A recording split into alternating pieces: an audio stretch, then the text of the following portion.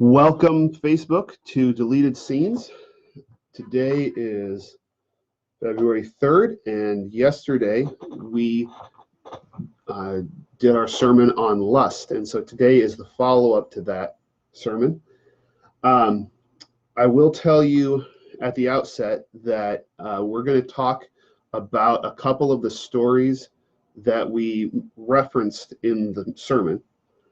And none of it's going to be particularly graphic, but these are the darkest stories in the Bible. And so, if you have a little one watching, I don't know if you want them to watch this one, but the Bible encounters these or contains these stories, and they're stories that we need to talk about and need to learn from.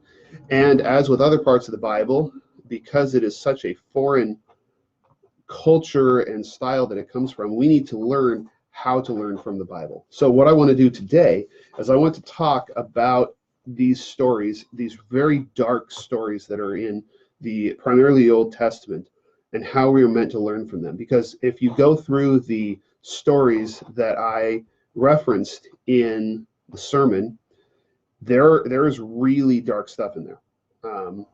There's the first one is Hagar. Hagar was a slave woman, and her master, Sarah, gave her to Sarah's husband, Abraham, to use for sex so that they could have a child.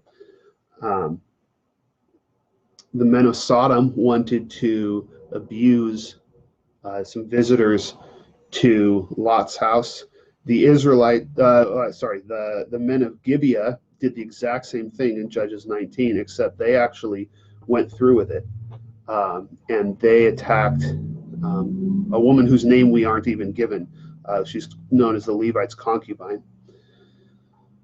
I did mention there was the city of Jabesh Gilead was a Benjamite city, and the rest of the Israelites came in, destroyed the town, and killed everyone except 300 single women and forcibly married them off.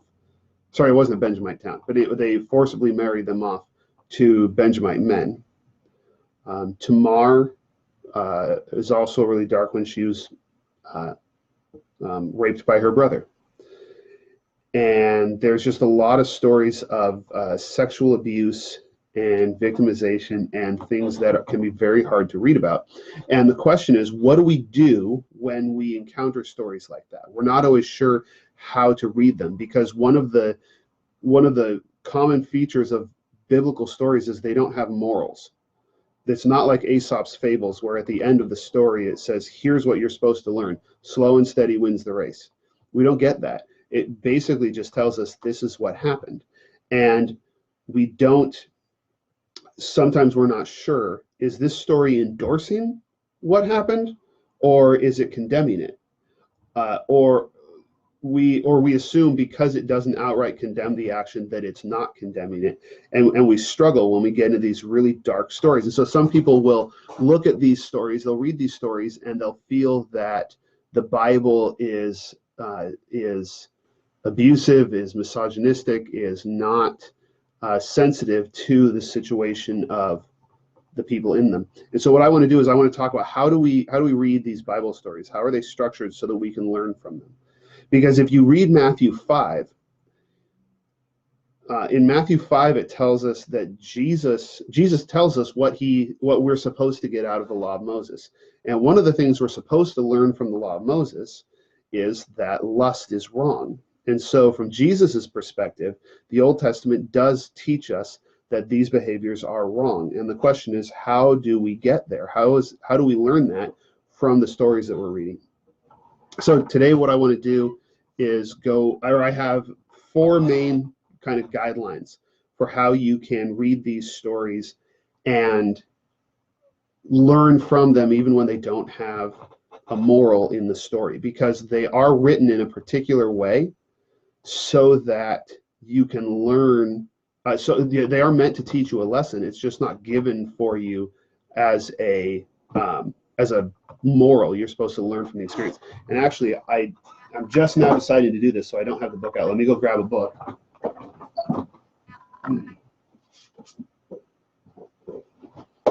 I've probably mentioned this book before, but if you want to learn more about reading Bible stories, this is a fantastic book, The Art of Biblical Narrative by Robert Alter.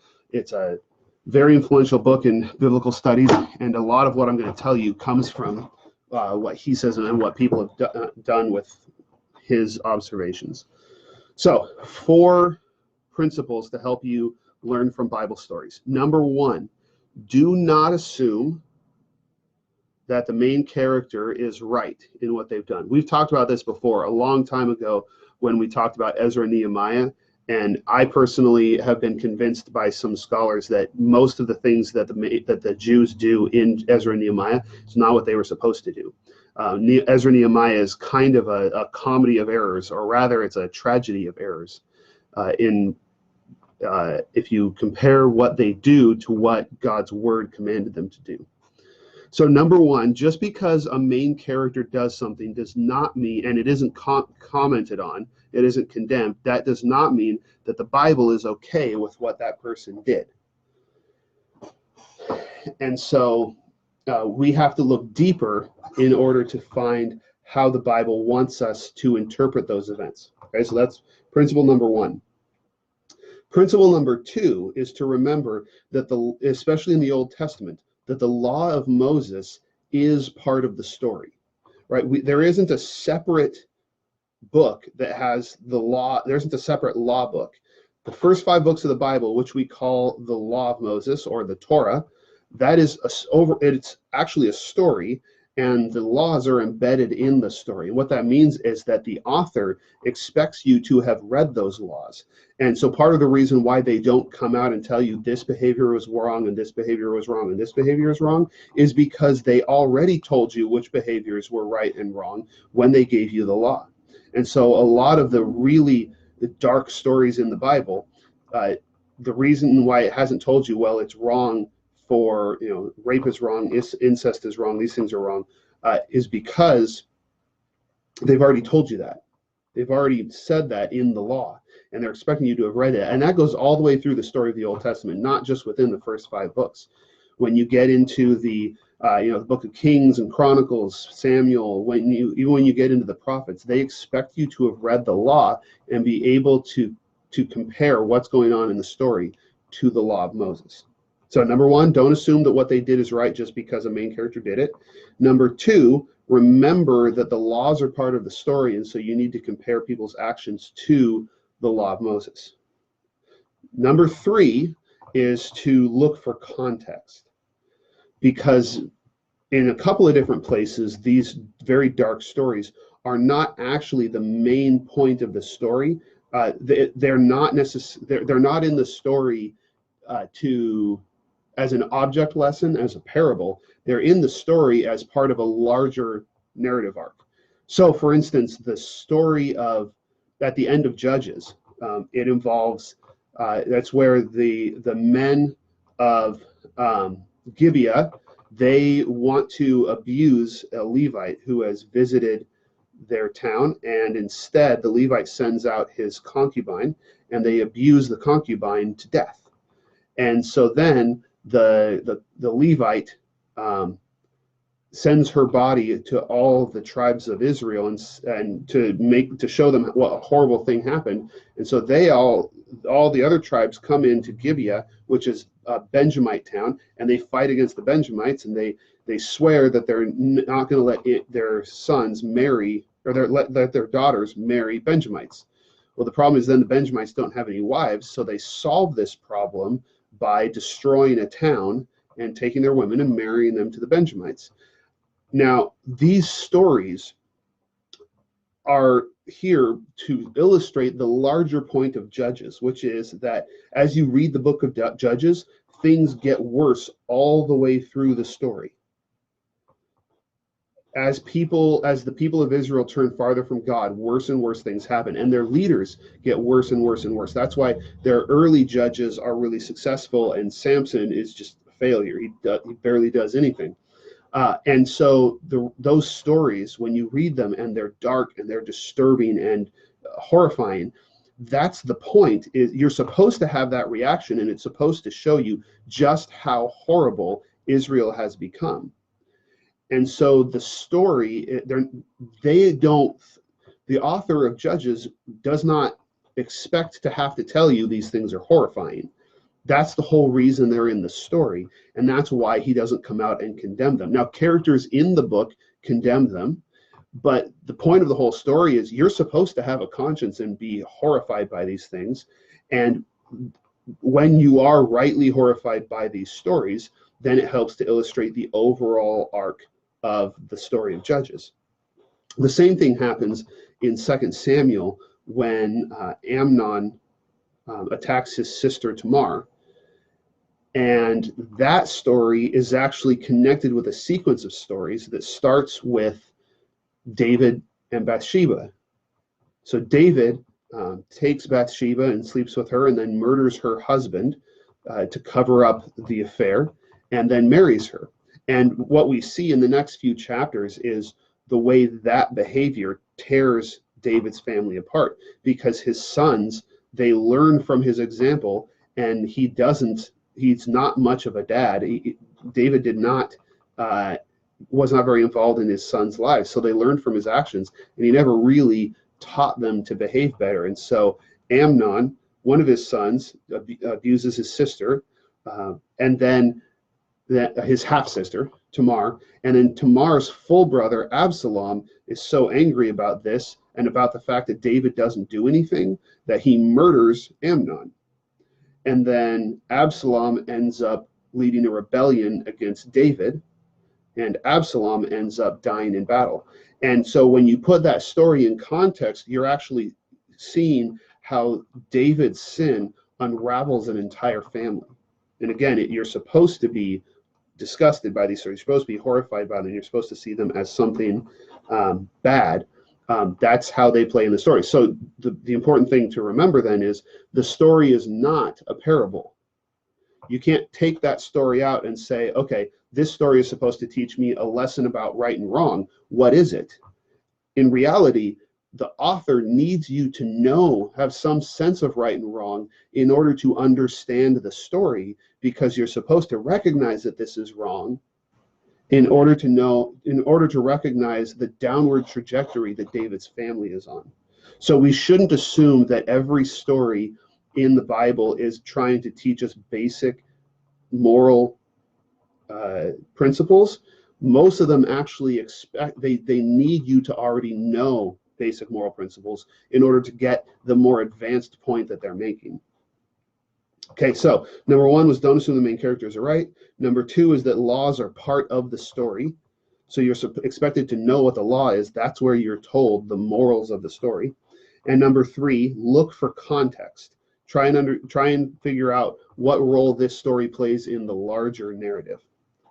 The last element here is the last guideline I'll give you is to look for details in how the story and the actions are being depicted, because very often, if the point of the story is not to tell you this thing is wrong, the author is probably actually trying to show you some significant aspect of this wrong thing. So the point isn't to tell you this thing is bad. The point is to warn you about why this thing is tempting or how this thing distorts you. And again, you're already supposed to know that it's wrong, but now you understand the wrong thing better, so you're more prepared for it. Here's a really good example. So there are two very similar stories in the Bible, and the first one is the story of Joseph and Potiphar's wife. So Joseph is a son of Jacob, and he has been sold into slavery, and he's owned by Egyptian named Potiphar. And he manages Potiphar's house. But Potiphar's wife decides that she wants to sleep with him, and so she tries to seduce him. And Joseph says no, and he runs away, but she holds onto his coat, and then she accuses him of trying to attack her, and Joseph gets thrown in jail. Now, the interesting thing about this story, first of all, again, you're supposed to already know that Joseph's not supposed to sleep with another man's wife. And as you read the storyteller is very sophisticated in the way he tells a story, because you can tell the difference in how the two characters speak. First of all, Potiphar's wife, she only says 3 words. And it's just this very abrupt, she says, lie with me. And it's very abrupt. It's very to the point. She's not very eloquent. She doesn't give any justification. She just says it. And when Joseph responds and tries to talk his way out of it, he responds with 63 words. And his 63 words explain exactly why this thing is wrong and she shouldn't ask him to do it. And so when you look at the way they tell, the way the characters are acting, Potiphar's wife comes off as very abrupt, not very thoughtful, and basically she is being controlled by her passions. She's not doing this because she's got some grand scheme, or she doesn't even necessarily have a different ethical system. It's not that she has this deep felt belief that what she's doing is not wrong. She doesn't care whether it's wrong. She just, I want to lie with somebody, lie with me. And it's very abrupt. Whereas Joseph is much more thoughtful and is in much more control of his desires. And so you get this picture of what it looks like for someone to be controlled by their desires and what it looks like for a person to not be controlled by their desires, for a person to have self-control. And it's interesting that, like I said before, this story happens twice, because there's another story, which I've already mentioned, in 2 Samuel 13. So the story with Joseph and Potiphar's wife was in Genesis 39, but then there's a story in 2 Samuel 13, and this is the story of Amnon and Tamar. Amnon is a son of David, Tamar is his half-sister, and he falls in love with her, or more accurately, in lust with her, and wants to sleep with her. And so he pretends to be sick and asks for his sister to come take care of him. And when she comes in to take care of him, he grabs her and he says to her, "Come lie with me, my sister." It is 6 words, 3 of which are exactly the same as what Potiphar's wife said. All that's been added is really just "my sister," which points out that this has a whole other level of wrong in it because they're brother and sister. Tamar responds with 62 words, trying to talk Amnon out of his plan, and which again demonstrates to us, in a situation where the genders are reversed, again, Amnon is this person who's very abrupt and doesn't care about who Tamar is. He doesn't care that she's his sister. He's not in control of his passions. He's just very abrupt. Let's do this. And Tamar, on the other hand, is very in control of her passions, and well, I guess that might be the wrong way to say it, because there's no reason for us to think that she wants that to happen at all. So she probably doesn't have to be in control of her passions, but she is definitely aware of the situation. She definitely recognizes what's wrong with it. She cares about what's wrong with it, and she has a lot to say to him about that. So you get 2 depictions of what it looks like to, comparing a person who's controlled by their desires and someone who is in control of their desires, a person who cares about satisfying themselves and a person who cares about doing what is right. So you have each story contrasts for us 2 people, but then you can also compare the 2 stories to each other and find something else interesting, which is the difference in the outcome. Joseph runs away and is thrown in jail. Tamar tries to get away and is unsuccessful, and Tamar rapes her. Amnon rapes her. And it's interesting that the story demonstrates the difference in when it's in the consequences for the 2 genders. That when Joseph resists Potiphar's wife, all Potiphar's wife can really do is create this revenge scheme to get him thrown in jail. But when Tamar resists her brother Amnon, Amnon as the man is able to just take what he wants, and Tamar is directly victimized by that. And so you end up seeing the difference in the consequences, because the Bible is very aware of what it means for women to live in a man's world. The Bible is very aware of the consequences for women when men do whatever they want and are able to do whatever they want. And one of the things that people will criticize the Bible for is the fact that it seems to be very patriarchal, meaning putting men in charge, and the stories are most of the main characters are men. The stories are told from a man's perspective. Women are treated as property and things like that. And there's all kinds of discussions we can get into about how much of the Bible is dependent on the culture it's in, and how much is the Bible supporting one thing or the other. But here's what I think is very important to recognize as you look at these stories: is the Bible is unique in telling stories from women's perspectives and caring about the consequences for women.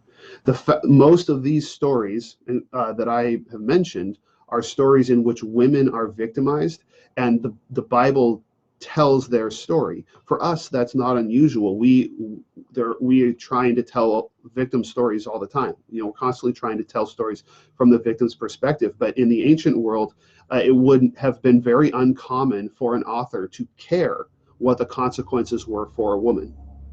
They wouldn't care what the consequences were for a slave. And so the fact that the Bible is telling those stories and is telling them from their perspective is very significant. And the Bible, it doesn't just tell the stories of women who are victims. It also tells the stories of women who are not living up to the expectations of their culture, women who aren't able to bear children. Their culture considered them worthless. The Bible cares about their situation and wants you to be sympathetic with them. It tells several of their stories. Also, the law of Moses specifically says that if women are barren, it's the community's fault, not the woman's fault. It's a sign that the community is disobeying God. That in Israel, in God's covenant people, they say that barrenness is not the woman's fault. So I think it's interesting. I think it's important for us when we read the story to recognize whose story is being told and how are the people involved being portrayed. Because the Bible, if you read the Bible the way it's presenting these stories, it is impossible for you to come away with a casual view of sexual abuse. It is impossible for you to come away thinking that lust is not a big deal. It is impossible for you to come away without taking this very seriously because of the dark consequences of these stories. And that is what the Bible is teaching. And so when Jesus says, the law says don't commit adultery, but I say do not lust, saying that's what you should have been learning if you'd been reading these stories. If you'd really been paying attention to what's happening in the Bible, you would have understood that you need to not only don't sleep around, but don't even entertain those thoughts. Don't turn people into objects in your minds, because that path leads to all this destruction that you see in Scripture. So it's definitely a different way of communicating than the way we typically do. We want to have lessons spoon-fed to us, and the Bible prompts you to look at, to have to think about the story. But I think the Bible is very clear in condemning these kinds of behavior and in showing us the way people are victimized by them, the way people who are not in power, who can't defend themselves, the way they are victimized. And that is one of the reasons why we are, and as we learn that, we sympathize with that, and we care deeply about that. It's why we get involved in things like the Liberty House trainings that we're going to be having here at the church over the next couple of weeks, where Liberty House is going to come in and perform and give a lecture, a seminar. 3 different times they're going to give a seminar, the same 2-hour seminar on preventing child sexual abuse. And so if you would like to attend that, you can find the link on our website. You can also find an event on our Facebook page, and you can register for that, because it's important for us to protect people who can't protect themselves and to stand up to the consequences of lust and of sin in the world. So I hope if you're local that you will look into attending one of those trainings. That is what I have for today. So now I'm going to get to work on next week's lesson, which is wrath. We're going to be pivoting. The first four of the deadly sins were all about appetites, And the last three, wrath, acedia or sloth, and envy, are all reactions to situations. And so we're going to be talking about wrath and appropriate and inappropriate forms of anger. So we hope that you will be here on Sunday morning. Service starts at 10:30, and then tune in on Monday at 3 p.m. for another one of these broadcasts. Thanks so much. God bless.